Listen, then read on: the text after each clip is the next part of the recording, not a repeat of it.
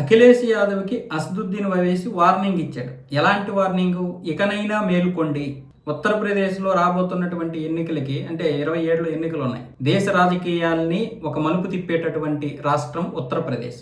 80 లోక్సభలు, 402 assembly స్థానాలు ఉన్నటువంటి 20 కోట్ల జనాభా కలిగినటువంటి అతిపెద్ద రాష్ట్రం. కాబట్టి ఈ రాష్ట్రం ఎన్నికలు దేశం మొత్తం కూడా చూస్తారు. దేశం మొత్తం మీద ప్రభావం కూడా చూపిస్తాయి. ముఖ్యంగా లోక్సభ స్థానాల విషయంలో ఈ యొక్క రాష్ట్రం చాలా ప్రభావం చూపిస్తుంది. అందుకోసమని ఇవి చాలా కీలకమైనటువంటి రాష్ట్రం. అందుకే ఇప్పుడు అసదుద్దీన్ ఓవైసీ అఖిలేష్ యాదవ్కి వార్నింగ్ ఇచ్చాడు. మనం ఇప్పటి నుంచే తేరుకొందాం, మేలుకొందాం. ఇక నుంచి అయినా సరే మనందరం కలిసికట్టుగా పోరాటం చేద్దాం. మనం విడిపోయి బీజేపీని గెలిపిస్తున్నాం. అలా కాకుండా అందరం కలిసికట్టుగా చేద్దాం. కనీసం మన ఇద్దరమైనా పొత్తు పెట్టుకుందాం అని చెప్పి అసదుద్దీన్ ఓవైసీ అఖిలేష్ యాదవ్కి ఒక స్వీట్ వార్నింగ్ ఇచ్చాడు. కాదు కూడదు, మొత్తం ఎలక్షన్ ఎన్నికలు అయిపోయిన తర్వాత ఫలితాలు వచ్చినప్పుడు పేల ముఖాలు వేసుకుని చూస్తే కరెక్ట్ కాదు.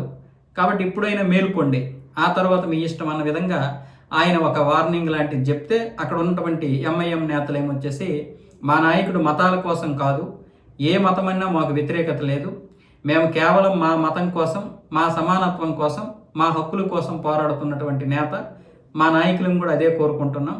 ఒకవేళ అఖిలేష్ యాదవ్ సీఎంఐ చైర్లో కూర్చుంటే ఆ పక్కనే మరొక చైర్ వేసుకుని కూర్చొని మా హక్కుల కోసం పోరాడతాడు మా నేత అని చెప్పి వాళ్ళు కూడా మాట్లాడుతున్నారు. అయితే ఇక్కడ వరకు అంత బాగానే ఉంది, కానీ అఖిలేష్ యాదవ్ నుంచి ఇప్పటి వరకు ఎటువంటి ఇది వెళ్ళలేదు. అయితే ఇప్పుడు కాంగ్రెస్ కూడా అఖిలేష్ యాదవ్తో పొత్తు పెట్టుకొని చూడాలని చూస్తున్నారు. ఎందుకంటే అక్కడ ఎలాగైనా సరే బీజేపీని ఓడించాలని చెప్పి. మరి దీన్ని ఏ విధంగా తీసుకుంటారో తెలియదు, కానీ కాంగ్రెస్కి ఇటు ఎస్పీకి పడడం లేదు కొన్ని విషయాల్లో. అలాగే ఇటువైపు ఎంఐఎం వచ్చేసి మొత్తం అందరినీ ఏకం చేద్దామని ఈ యొక్క ప్రయత్నాలు చేస్తున్నాడు.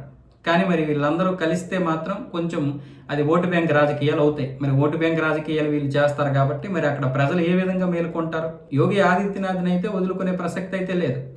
ఎందుకంటే ఇప్పుడు అక్కడ ప్రజలు కూడా కొంచెం చైతన్యవంతులు అవుతున్నారు. హిందువుల్లో బాగా మార్పు వచ్చింది. ఒకవేళ ఏదైనా తేడా జరిగిందంటే తరువాత జరిగేటటువంటి పరిణామాలు కూడా వాళ్ళకి తెలుసు. ఇప్పుడు యోగి ఉన్నాడు కాబట్టి ఆ మాత్రం వాళ్ళకి ఒక రక్షణ ఉంది. ఆ రక్షణనైతే వాళ్ళు కోల్పోలేరు. ఇక్కడ దేశంలో ఏ రాజకీయాలు ఎలాగైనా కొనసాగనివ్వండి, కానీ గత 9 సంవత్సరాలుగా యోగి ఆదిత్యనాథ్ హయాంలో జరుగుతున్నటువంటి పరిణామాలు అటు ఆలో చూశారు. కానీ గత 9 సంవత్సరాలుగా యోగి ఆదిత్యనాథ్ హయాంలో జరుగుతున్నటువంటి పరిణామాలు ఇటు హిందువులు చూస్తున్నారు, అటు ముస్లింలు చూస్తున్నారు. ఆయన ఎక్కడా ముస్లింలకి వ్యతిరేకం కాకుండా హిందువులు కాపాడుతున్నటువంటి తీరు, మైనార్టీలకు అందాల్సినటువంటి పథకాలు అందిస్తున్నటువంటి తీరు, ఎవడైనా ఎక్స్ట్రాలు చేస్తే తాట తీసేటటువంటి తీరు, అభివృద్ధిని కూడా ముందుకు పరిగెట్టిస్తున్నటువంటి తీరు, అందరినీ సమానత్వంగా చూస్తున్నటువంటి తీరు, గోరఖ్పూర్ మఠంలో సగానికి సగం మంది ముస్లింలే ఉన్నటువంటి తీరు అన్నీ చూస్తున్నారు ప్రజలు. కాబట్టి అక్కడ ఎన్ని నాటకాలు వేసినా, ఎన్ని నంగనాచి పనులు చేసినా జనాలు ఎవరికి ఓటేయాలో వాళ్ళకి తెలుసు. కాబట్టి దాని గురించి భయపడాల్సిన అవసరం ఏమీ లేదు. కానీ వీళ్ళు ఇప్పుడు కొట్టుకు చేస్తారు చూడండి ఈ పొత్తుల విషయంలో.